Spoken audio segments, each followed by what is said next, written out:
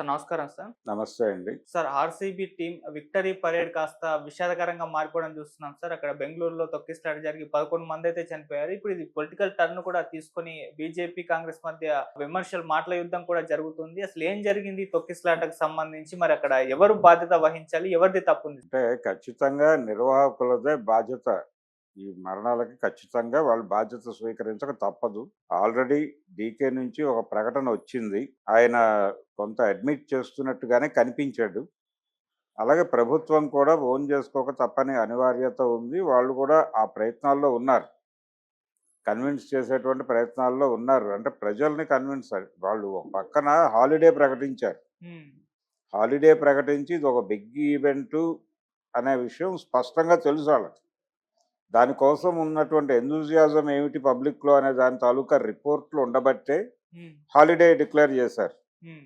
మరి holiday declare చేసి ఇంత ఫేవర్ ఉంది అనే జ్ఞానం ఉన్నవాళ్ళు మరి ప్రాపర్ ఏర్పాట్లు లేకుండా అలా గాలికెందుకు వదిలేశారు దాన్ని అనే దానికి సమాధానం చెప్పాలి ఖచ్చితంగా. ఇప్పుడు సంధ్యా థియేటర్ ఇన్సిడెంట్ చూసాం మనం ఆ అవును. మధ్య. సంధ్యా థియేటర్‌లో ఆయన అలా వస్తాడు.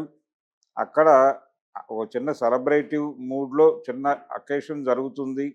ఇవన్నీ తెలిసి ప్రాపర్ కేర్ తీసుకోలేదు. అక్కడ స్పేస్ ఇవ్వలేదు జనాలకి.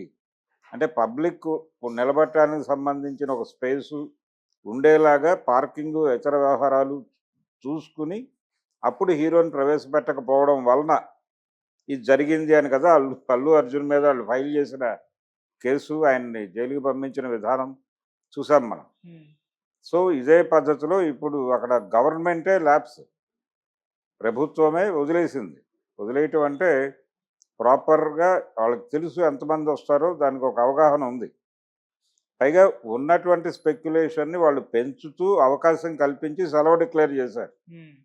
అంటే హెవీ క్రౌడ్ వస్తుంది. దానికి ప్రిపేర్డ్‌గా ఉన్నాం మేమని చెప్పడమే. వీళ్ళు ప్రిపేర్డ్‌గా ఉన్నారనే ఉద్దేశంతో క్రౌడ్ వచ్చేసింది. వచ్చిన తర్వాత అక్కడ ప్రాపర్ ఏర్పాట్లు గందరగోళం అయింది. ఫైనల్‌గా వాళ్ళు పబ్లిక్ అలా చనిపోవడం జరిగింది. హ్మ్. తొక్కిసలాట విపరీతమైనటువంటి తొక్కిసలాట. చాలామంది అంటే చనిపోయిన వాళ్ళు 11 అంటున్నారు గానీ, హ్మ్. గాయాల పాలైన వాళ్ళు అనేకులున్నారు. అవును. అంటే కొంతమంది ప్రైవేట్ హాస్పిటల్స్‌లో ట్రీట్మెంట్ తీసుకున్నారు. వాళ్ళు ఇంకా కౌంట్‌లోకి రాలేదు. నేరుగా వీళ్ళు బాధ్యత తీసుకుని తీసుకెళ్ళి అంటే పోలీస్ డిపార్ట్‌మెంటో మరొకరో హ్యాండిల్ చేస్తూ తీసుకెళ్ళి హాస్పిటల్‌లో చేర్చినటువంటి కేసుల వరకే వీళ్ళు లెక్క చెప్తున్నారు. ఇంతమంది ఉన్నారు హాస్పిటల్‌లో క్షతగాత్రులు అని. ఆ క్షతగాత్రుల సంఖ్యకి ప్యారలల్‌గా అదే సంఖ్యలో ప్రైవేట్ హాస్పిటల్స్‌లో ట్రీట్మెంట్లు తీసుకుంటున్న వాళ్ళు కూడా ఉన్నారు. కాబట్టి ఇది కర్ణాటక ప్రభుత్వానికి ఒక మాయని మచ్చగానే చెప్పాలి. అయితే ఇప్పుడు క్వెషన్ ఏంటంటే ఇక్కడ కాంగ్రెస్ ప్రభుత్వమే ఉంది తెలంగాణలో. మరి వాళ్ళు సీరియస్‌గా సంధ్యా థియేటర్ ఇన్సిడెంట్‌ని పట్టించుకున్నారు. కేసు పెట్టారు. హీరోని తీసుకెళ్ళి లోపల పెట్టారు. థియేటర్ యాజమాన్యం మీద కూడా కేసు ఫైల్ అయింది. మరి ఇదే పద్ధతిలో అక్కడ కూడా ప్రభుత్వంలో ఎవరికైతే ఆ బాధ్యతలు అప్పజెప్పారో, ఆ బాధ్యతలు అప్పజెప్పిన వాళ్ళ మీద కేసులు నమోదు చేసి అరెస్ట్ చేస్తున్నారా? లేదా?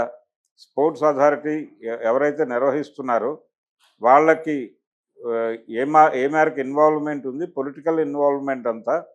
ఎవరి రోల్ ఎంత? అనే దానికి సంబంధించి ఒక ప్రాపర్ విచారణ జరిపి అక్కడ ఏమైనా ఇలాంటి చర్యలు తీసుకుంటున్నారా? అనే దిశగా కూడా ఆల్రెడీ పబ్లిక్ నుంచి ఒక వాయిస్ మొదలైంది. ఓకే. మొదలైంది. వాళ్ళు ఎలాంటి సమాధానం చెప్తారు అనేది చూస్తున్నారు. హ్మ్. ఎలాంటి చర్యలు తీసుకుంటారు అనేది చూస్తున్నారు. ఇప్పుడు జరిగిపోయిన సంఘటన జరిగిపోయింది. ఫర్దర్‌గా ఏమిటి అసలు? ఒకటి సంజాయిషీ చెప్పుకోవాలి ప్రభుత్వం. ఓకే. దీనికి సంబంధించి మేము ప్రిపేర్ అయినటువంటిది ఇది అని చెప్పుకోవాలి. చెప్పుకున్నా ఏమి చెప్పినా జనం కన్విన్స్ అయ్యే పరిస్థితి లేదు అనేది వాస్తవం. వాళ్ళ వాళ్ళ లోపం ఉంది అనేది స్పష్టంగా కనిపిస్తోంది. ఇంక దానిలో రెండో మాటకి ఆస్కారం లేదు. హ్మ్. మీరు ముందే ప్రయత్నం చేసుకొని ఇంతమంది ఇంత స్పెక్యులేషన్ ఉంది దీని మీద అనేది ఒక ఉజ్జాయింపు లెక్క ఉంది. ఈ ఫీవర్ ఉంది అనే విషయం గమనించారు ఆళ్ళు. గమనించి కదా నువ్వు సెలవు డిక్లేర్ చేసింది ఆ రోజు. ప్రజలకు అవకాశం కల్పించావు అక్కడికి రష్ అవ్వటానికి. కల్పించినప్పుడు నువ్వు ఏర్పాట్లు చేసుకోకుండా జనాల్ని రమ్మని అక్కడ జనాల్ని చంపేయడానికా మీరు పెట్టింది? అనే ప్రశ్న బలంగా ఇప్పుడు ప్రభుత్వాన్ని తాకుతోంది. ఓకే. అందుకని దాన్ని అడ్రస్ చేస్తూ ఓపెన్ అయ్యి కర్ణాటక ప్రభుత్వం సమాధానం చెప్పక తప్పని పరిస్థితి. దీన్ని అడ్వాంటేజ్గా తీసుకుని తన పబ్బం గడుపుకోవడానికి భారతీయ జనతా పార్టీ కూడా ప్రయత్నం చేస్తోంది. ఓకే. అంటే ఇది ఈవెంట్ ఇలాంటి ఒక సభ అదేంటి చితిమంటల్లో చలి కాచుకునే బాపతు వాళ్ళు. అలా ఇక్కడ ఏదైనా చితిమంట రగిలించి ఆ చితిమంటలో చలి కాచుకోవడానికి అవకాశం దొరుకుతుందేమో, ఈ ప్రభుత్వాన్ని పడగొట్టేసి ఇమ్మీడియట్గా ఎలక్షన్కి వెళ్ళటం దాకా ఊహించేసి వాళ్ళు మాట్లాడేస్తున్నారు. అంటే ఇది టోటల్గా గవర్నమెంట్ ఫెయిల్యూరు, గవర్నమెంట్ ఇమ్మీడియట్గా రిజైన్ చేసేయాలి, డిజాల్వ్ చేసేయాలి అసెంబ్లీ, ఆ లెవెల్ దాకా పెడుతున్నారు. వాళ్ళ తాపత్రయం వాళ్ళది. ఓకే. వాళ్ళకి ప్రజల మీద అంటే చనిపోయిన వాళ్ళ మీద లేకపోతే ఆ సంఘటన సంభవించడానికి దారి తీసినటువంటి పరిస్థితుల మీద వాళ్ళకి శ్రద్ధ లేదు. వాళ్ళ ప్రోగ్రాం ప్రభుత్వాన్ని అన్పాపులర్ చేసి దాన్ని దింపేసి ఏదో పద్ధతిలో ఇమ్మీడియట్గా ఎలక్షన్కి వెళ్ళి ఈ ఎజెండాతో దీన్ని రెఫరెండం మీద వెళ్ళిపోయి ప్రభుత్వానికి అంటే గవర్నమెంట్ వ్యతిరేక ఓటు కొంత పోగుబడి కన్సాలిడేట్ అవుతుంది కాబట్టి ఆ కన్సాలిడేట్ అనే ఓటు తనకు అనుకూలంగా మారితే మిగిలింది తను చేయేసి ముందుకెళ్ళి అక్కడ ప్రభుత్వాన్ని మార్చాలనే స్కీమ్లో వాళ్ళు ఉన్నారు. దాన్ని అడ్డుకోవాలనే ప్రయత్నంలో కాంగ్రెస్ పార్టీ ఉంది. ఈ గందరగోళం మధ్య అసలు ఫ్యాక్ట్ అనేది తొక్కేస్తున్నారు.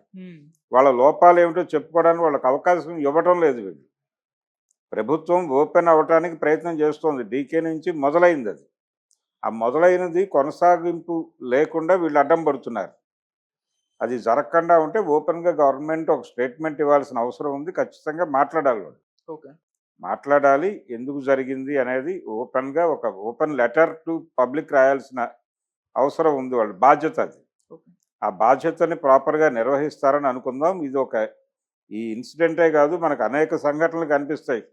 గవర్నమెంట్ గ్రాంటెడ్గా తీసేసుకుని జనాల్ని బలిపెట్టడం అనేది. తిరుపతిలో ఒక వైకుంఠ ద్వార దర్శనానికి టికెట్ల అమ్మకానికి ఒక స్కూల్లో కౌంటర్ పెడితే వాళ్ళు ఒక చిన్న మైక్ అరేంజ్ చేసుకోకపోవడం వలన, అంటే పక్క పార్కులో వీళ్ళందరినీ ఉండమని చెప్పారు, ఇక్కడ డోర్స్ వేరే పని మీద ఓపెన్ చేశారు. ఇంకేదో కార్ అలౌ చేయడానికి డోర్ ఓపెన్ చేస్తే డోర్స్ ఓపెన్ చేస్తున్నారని వాళ్ళందరూ రష్ అయ్యారు. ఆ సందర్భంగా చనిపోయారు. నిజానికి అక్కడే వీళ్ళ మనుషులు ఉండి, అక్కడ పార్కు దగ్గర గేట్ దగ్గర వీళ్ళ మనుషులు ఉండి అది వేరే పని మీద తీశారులేండి, ఇది కాదు అని చెప్పి కూర్చోబెట్టగలిగి ఉండొచ్చు. ఇద్దరు మనుషులను అక్కడ పెడితే పని అయిపోయేది. అది కాకుండా ఒక మైక్ పెట్టి, బాబు ప్రస్తుతం దీనికోసం డోర్లు తీస్తున్నాం, మీరు టెన్షన్ పడకండి అని చెప్పి ప్రిపేర్ చేసినా ఆ గొడవ జరిగేది కాదు. ఇలాంటి ముందస్తు జాగ్రత్తలు తీసుకోకపోవడం వలన జరిగిన సంఘటన ఇది. స్పోర్ట్స్ ఈవెంట్కి సంబంధించిన వీళ్ళ అజాగ్రత్త వలన జరిగినటువంటి ప్రమాదం. మళ్ళీ ఫ్రీ టికెట్లను కూడా చెప్పారు సార్. రకరకాలుగా జనాల్ని రష్ అయ్యేటువంటి వాతావరణం కల్పించారు. కల్పించి వీళ్ళందరినీ తిరిగి ఇళ్ళకి పంపించాల్సిన బాధ్యత కూడా మందే అని అనుకోలేదు. ఓకే. ఒక పెద్ద మెగా ఈవెంట్ చేసేస్తున్నాం అనేటువంటి ఒక సంబరమే తప్ప ప్రాపర్ కేర్ తీసుకోకపోతే ఎంతమంది చచ్చిపోతారో అదంతా బ్యాడ్ రిమార్క్గా మిగులుతుంది అనే ఒక అదర్ సైడ్ విజన్ లేకుండా చేసినటువంటి తప్పది. అందుకని కేంద్రం దీని మీద సీరియస్గా రియాక్ట్ అయ్యి అక్కడ యాక్షన్ తీసుకునే ప్రయత్నం ఖచ్చితంగా చేస్తుంది. ఆల్రెడీ ఆ మేరకు విజ్ఞప్తులు, మెయిల్స్, మెమోరాండాలు వెళ్ళిపోయినాయి. వాళ్ళు ఆ ప్రయత్నంలో ఉన్నారు. పొలిటికల్గా డ్యామేజ్ చేయడానికి ఎంతవరకు వాడుకోవచ్చు దీన్ని అని. అయితే దానికంటే ముందు ప్రభుత్వం ఒక సంజాయిషీ ప్రకటన చేసి ప్రజలకు క్షమాపణ చెప్పాల్సిన అవసరం అయితే ఉంది. సార్, ఇక్కడ సిద్ధరామయ్య గారు కొన్ని కామెంట్స్ చేశారు. దాని పట్ల కూడా విమర్శలు వస్తున్నాయి. అంటే ఇది ఇండియాలో జరగడం మొదటిసారి కాదు, చాలా జరిగాయి. కుంభమేళలో 50-60 మంది చనిపోయారు, మేము బీజేపీ మీద విమర్శలు చేశామా అన్నట్టుగా ఆయన మాట్లాడడం జరిగింది. అవతలవాడు పొలిటికల్ యుద్ధం చేస్తున్నాడు కాబట్టి నువ్వు కూడా పొలిటికల్ వార్ చేయడానికి ప్రయత్నం చేస్తావు. అది వేరు. అది మీరు ఎవరితో చేస్తున్నారు? భారతీయ జనతా పార్టీతోనూ కేంద్ర ప్రభుత్వంతోనూ చేస్తున్నారు. అది చేయండి. కానీ ప్రజల పట్ల మీకున్నటువంటి బాధ్యత ఏది? మీకు బాధ్యత లేని తనాన్ని ప్రదర్శిస్తున్న సంఘటన అది. అందుకని పబ్లిక్కి క్షమాపణ చెప్పండి. ప్రజలకి బేషరతుగా మేము క్షమాపణ చెప్తున్నాము, జరిగిన దానిలో మా లోపాలు ఉన్నాయి, వీటిని సరి చేసుకుంటామని ఆత్మవిమర్శ చేసుకోండి. పబ్లిక్లో ఓపెన్గా ఒక పెద్ద బహిరంగ సభ పెట్టి చెప్పండి, ప్రాపర్ ఏర్పాట్లు చేసి. ఒక పెద్ద ప్రెస్ మీట్ పెట్టి అక్కడ 11 మంది బంధువుల్ని తీసుకొచ్చి కూర్చోబెట్టి వాళ్ళకి చెప్పండి క్షమాపణ. చెబితే అదొక పద్ధతి. దానికి ప్యారలల్గా మీరు పొలిటికల్ యుద్ధం చేసుకోండి. వాళ్ళు చేస్తోంది పొలిటికల్ యుద్ధమే. వాళ్ళకి అక్కడ చనిపోయిన వాళ్ళ మీద సింపతి ఉందని నేను అనుకోవట్లేదు ఉమ్, భారతీయ జనతా పార్టీకి. వాళ్ళు తిరిగి దీనిలో ఏ మేరకు గవర్నమెంట్‌ని ఇరికించి పక్కకి గెంటేద్దామా అనేటువంటి ఒక స్కీమ్‌లో ఉన్నారు వాళ్ళు. ఒక కాన్స్పిరసీ, ఒక యుద్ధ వాతావరణం కల్పించడానికి కృషి చేస్తున్నారు వాళ్ళక్కడ. రెండోది ఆ స్టేట్‌లో మంచి హోల్డ్ ఉన్నటువంటి పార్టీ కూడా అది. గతంలో 2, 3 సార్లు పవర్ నిర్వహించినటువంటి ఒక అనుభవం ఉంది ఆళ్ళకి. అందుకని దీన్ని వాడేసుకుందామని ప్రయత్నం చేస్తున్నారు కాబట్టి, మీరు ఇంకొంచెం ప్రికాషనరీగా ఉండాలి. ఆ ఉండటానికి సంబంధించి పొలిటికల్ వార్ చేయండి. ఇన్ ది సేమ్ టైమ్ ప్రజల మనసులు గెలుచుకోవటానికి, ప్రజల్లో అసంతృప్తి పోగుపడకుండా ఉండడానికి ఏం చేయాలో అది నిర్మోహమాటంగా చేసి తీరాలి. రెండిటిని మిక్స్ చేసి నడపకూడదు. ఇప్పుడు కుంభమేళా గురించి, మరొక మేళా గురించి, ఇతర ప్రాంతాల్లో జరిగిన చావుల గురించి సిద్ధరామయ్య గారు మాట్లాడితే ఓపెన్‌గా, అంటే ఒక కేటగారికల్‌గా కాకుండా మీకు చెప్తున్నాను ఈ సమాధానం అనేది చెప్పకుండా ఉమ్, ఒక ఓపెన్ స్టేట్మెంట్ లాగా మాట్లాడితే పబ్లిక్ నిరసన తెలియజేసే అవకాశం ఉంది. ఓకే. ఏంటి ఏం మాట్లాడుతున్నాడు ఇతను, కుంభమేళాలో చచ్చిపోయారు కాబట్టి ఇక్కడ కూడా చంపేస్తామని అర్థమా అని చెప్పి పబ్లిక్ మాట్లాడతారు. ఉమ్, అందుకని నువ్వు ఏ సమాధానం ఎవరికి చెప్తున్నావో కేటగారికల్‌గా చెప్పండి ఆళ్ళకి. మేము ప్రజలకి బేషరతుగా క్షమాపణ చెప్తున్నాం. ఇదే టైంలో మేము మా మీద విమర్శలు చేస్తున్నటువంటి ఫలానా పార్టీ వాళ్ళకు కూడా కొన్ని విషయాలు గుర్తు చేయదలుచుకున్నాం. వారి నిర్వహణలో జరిగినటువంటి ఈ ఈవెంట్స్‌లో ఇంతమంది చచ్చిపోయారు. దానికి సమాధానం చెప్పి మా మీద విమర్శలు చేయండి అని చెబుతూ, ప్రజలకి బేషరతుగా క్షమాపణ చెప్తున్నాం అనే పద్ధతిలో ఈ రెండిటిని ఏకోన్ముఖంగా ఒక స్టేట్మెంట్ ఇవ్వాల్సిన అవసరం ఉన్నటువంటి ముఖ్యమంత్రి అనాలోచితంగా అవతల వాళ్ళ మీద ఒక వేగ్ స్టేట్మెంట్ ఇచ్చేస్తే అది తమనంటున్నాడేమో అని పబ్లిక్ అనుకునేటువంటి ప్రమాదం ఉంది. అందుకని ఇంకొంచెం పద్ధతిగా మాట్లాడాల్సినటువంటి అవసరం ఉంది. ఇలాంటి ప్రమాదాలు జరిగినప్పుడు ఓకే. కొంచెం సిస్టమాటిక్‌గా స్కీమ్ చేసుకొని ఒక 2 రోజులు టైం తీసుకునైనా నువ్వు ప్రకటన చెయ్యి. నువ్వేదో మాట్లాడాలి కాబట్టి ఇమ్మీడియేట్‌గా ఇది నా పొలిటికల్ డ్యామేజీ అయిపోతుంది నాకు, దాన్ని అడ్డుకోవడానికి నేనేదో మాట్లాడతానంటే కుదరదు. మరింత